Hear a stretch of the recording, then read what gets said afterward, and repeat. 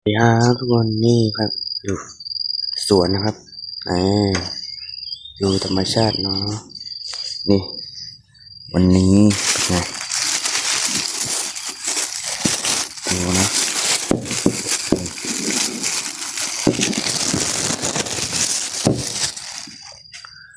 ข้าวยำห่อใบบัวครับเป็นไงทุกคน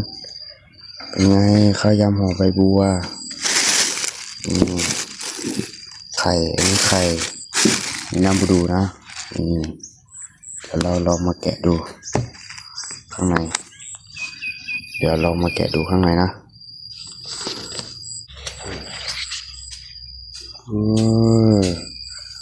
เว้ยนี่เป็นไงคนโอ้โหเป็นไงใบบัว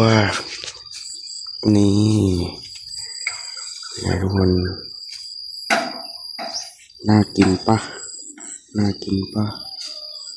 ไงเป็นไงข้าวยำห่อใบบัวเป็นไงน่ากินอะเด้